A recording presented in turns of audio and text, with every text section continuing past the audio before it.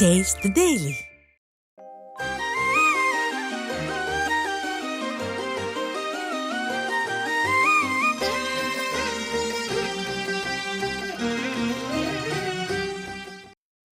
விழுப்புரம் மாவட்டம் மயிலம் சுப்பிரமணிய சுவாமி கோயிலில் கந்தசஷ்டி பெருவிழாவின் 5ஆம் நாள் வைபவம் வெகு விமர்சையாக நடைபெற்றது. மஞ்சள் பட்டாடை அணிந்து தங்க கவசத்தில் வெள்ளிமயில் வாகனத்தில் எழுந்தருளிய முருகப்பெருமானை ஏராளமான பக்தர்கள் மனமுருக வழிபட்டனர். நாகப்பட்டினம் மாவட்டம் சிக்கல் சிங்காரவேலர் கோயிலில் கந்தசஷ்டி விழாவின் வேல் வாங்கும் நிகழ்ச்சியில் முருகப்பெருமான் சிலை வியர்வை விட்டது பக்தர்களை ஆச்சரியத்தில் ஆழ்த்தியது. ஒவ்வொரு ஆண்டும் நிகழும் இந்த அதிசயம் முருகப்பெருமானின் சக்தி வெளிப்பாடு என பக்தர்கள் நம்பி வருகின்றனர்.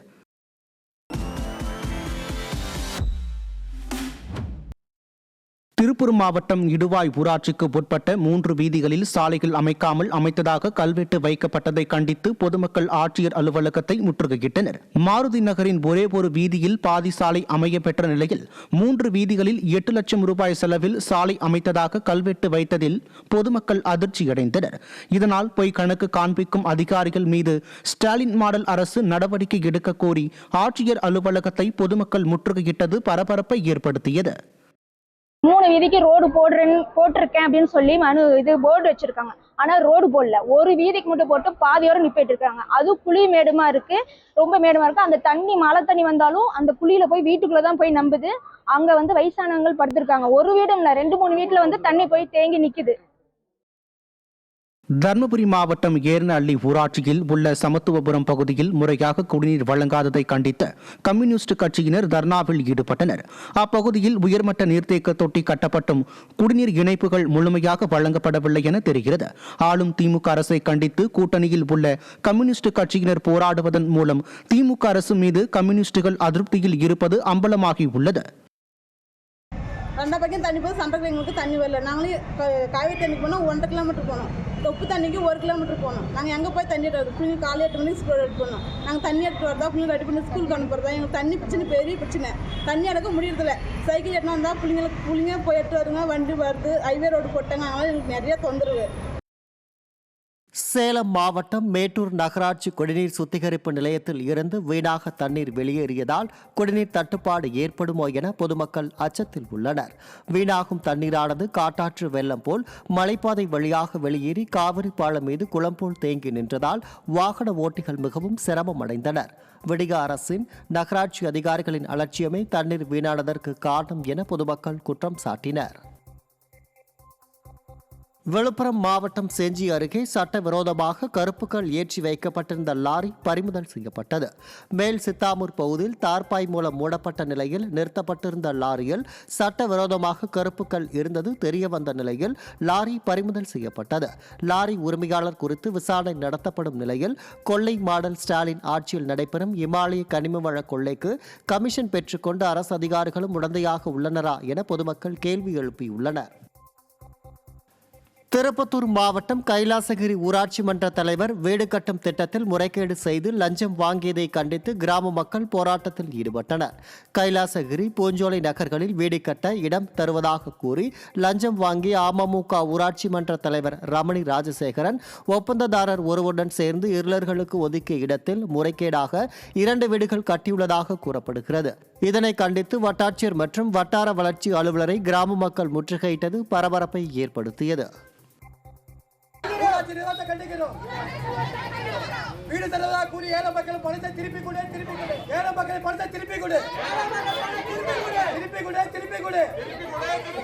ஏழை மக்கள் பணத்தை திருப்பி கொடு. கண்டிக்கிறோம்.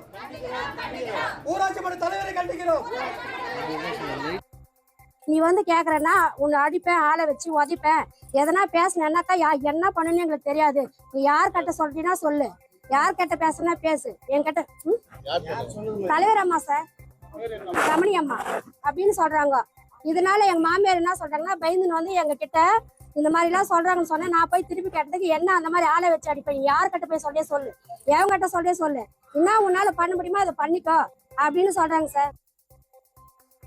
திருவண்ணாமலை மாவட்டம் ஆரணியில் வார்டு பகுதி குறைதீர் கூட்டத்தை மக்கள் புறக்கணித்து தங்கள் எதிர்ப்பை பதிவு செய்தனர். 11வது வார்டு பகுதியில் நடைபெற்ற இக்குறைதீர் கூட்டத்தை பெரும்பாலான மக்கள் புறக்கணித்ததால் ஆரணி திமுக நகரமன்ற தலைவர் மற்றும் நகராட்சி அதிகாரிகள் அதிர்ச்சி அடைந்தனர். 4.5 ஆண்டுகளாக மக்களை கண்டு கொள்ளாத திமுக அரசு தேர்தல் நேரத்தில் மக்களின் குறைகளை கண்டறிந்து தீர்ப்பதாக நாடகமாடி வருவதாக பொதுமக்கள் விமர்சித்துள்ளனர். சென்னை மெரினா கடற்கரையில் குடிநீர் மையம் செயல்படாமல் உள்ளதால் சுற்றுலா பயணிகள் கடும் அவதியடைந்துள்ளனர். மெரினா கடற்கரையில் விடிய அரசு விளம்பரத்திற்காக அமைத்த குடிநீர் மையத்தில் குழாய் இணைப்புகள் துண்டிக்கப்பட்டும் பராமரிப்பு இன்றியும் காணப்படுகிறது. இதன் காரணமாக குடிநீர் இல்லாததால் பணம் கொடுத்து தண்ணீர் பாட்டில்களை வாங்க வேண்டிய நிலைக்கு மக்கள் தள்ளப்பட்டுள்ளனர். கும்பகர்ணனை விட கொடிய தூக்கத்தில் இருக்கும் விடியா மாநகராட்சி நிர்வாகம் விரைந்து குடிநீர் மையத்தை சீரமைக்க வேண்டும் என்பது மக்களின் பிரதான கோரிக்கையாக உள்ளது. திருச்சியில் அழகு நிலையம் நடத்தி வந்த தேவி என்ற பெண் கடை இடிக்கப்பட்டதையும் குத்தகை தொகை திருப்பி வழங்கப்படாததையும் எதிர்த்து மாவட்ட ஆட்சியர் அலுவலகத்தில் தீக்குளிக்க முயன்றதால் பரபரப்பு ஏற்பட்டது. பாதுகாப்பு பணியில் இருந்த காவல்துறையினர் அவரை மீட்டு விசாரணைக்கு அழைத்துச் சென்றனர்.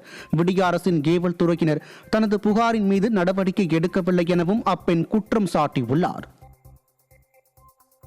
உச்சநீதிமன்றத்தின் 53வது தலைமை நீதிபதியாக சூரியகாந்த் பெயரை தற்போதைய தலைமை நீதிபதி PR கவாய் மத்திய சட்டத்துறை அமைச்சருக்கு பரிந்துரைத்தார். உச்சநீதிமன்ற தலைமை நீதிபதி PR கவாயின் பதவிக்காலம் நவம்பர் 23ஆம் தேதியுடன் முடிவடையும் நிலையில் உச்சநீதிமன்றத்தின் மரபின்படி பணியில் உள்ள தலைமை நீதிபதி அடுத்த தலைமை நீதிபதிக்கான பெயரை மத்திய அரசுக்கு பரிந்துரைக்க வேண்டும்.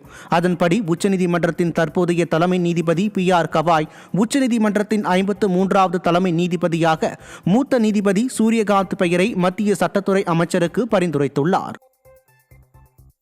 திருச்சி மாவட்டம் துறையூர் நகராட்சிக்குட்பட்ட கண்ணபிரான் காலனியில் அடிப்படை வசதிகள் செய்து தராததை கண்டித்து சாலையை சீரமைக்க சென்ற JCB வாகனத்தை மக்கள் சிறைப்பிடித்தனர். கண்ணபிரான் காலனியில் 2 மாதங்களுக்கு முன்பு குடிநீர் குழாய் பதிக்கும் பணியின் போதே கழிவுநீர் வடிகால் மற்றும் சாலை அமைக்க வேண்டும் என மக்கள் வலியுறுத்தினர்.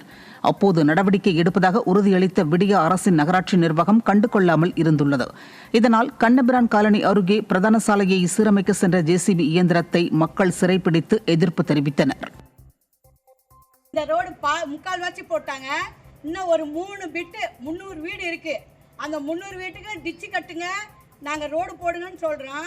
யாருமே ஸ்டெப்பை எடுக்க மாட்டேங்கிறாங்க. நாங்கள் வீட்டு வரி வருஷத்துக்கு 30,000 கட்டுறேன். எங்களுக்கு சாக்கடை வசதி இல்லை, ரோடு வசதி இல்லை. எப்போ தான் நாங்களும் இங்கே மனு கொடுக்குறோம், கவுன்சிலர்கிட்ட போய் மனு கொடுத்தோம், போராடுறோம். எந்த போராட்டத்துக்கும் எங்களுக்கு விடை கிடைக்கல.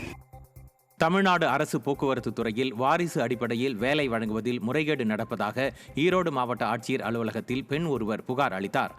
பெருந்தலையூரை சேர்ந்த பிரியதர்ஷினி என்பவரின் தந்தை போக்குவரத்து துறையில் பணியாற்றி கடந்த 2003ஆம் ஆண்டு உயிரிழந்தார்.